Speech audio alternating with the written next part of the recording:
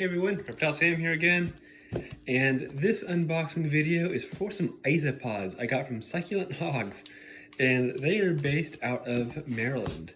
So I'm going to open this up and show you guys these isopods I got. Now you might be wondering, what I need isopods for? Well, if you've seen Herman's enclosure, you'll know that he has a bioactive enclosure. And that means he has a setup with a lot of natural terrain in there, and he doesn't need me to go in there and clean it for him because he's got moss and other things.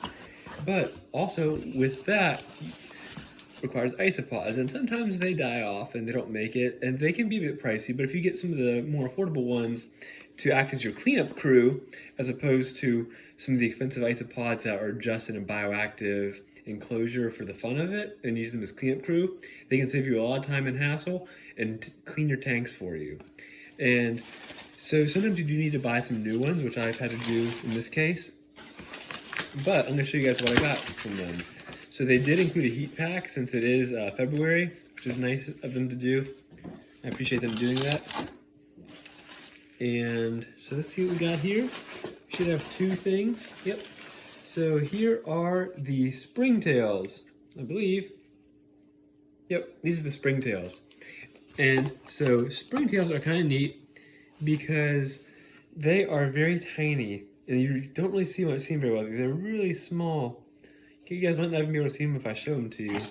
But this is a Springtail culture and they're on some sphagnum moss. I'm going to put this whole thing in my enclosure. Now, you do need to feed your isopods and your Springtails. I used some supplements from Josh's Frogs.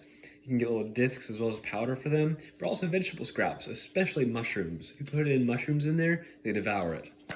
And here will be, beautiful, some little dairy cow isopods. Now, I don't know if you guys can see these very well, but they are beautiful little isopods.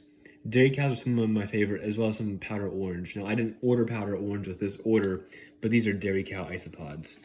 And I think that's everything in here. I'm just going to double check and make sure I'm not missing anything, because you never know if there's anything like that you just kind of forgot about in your box.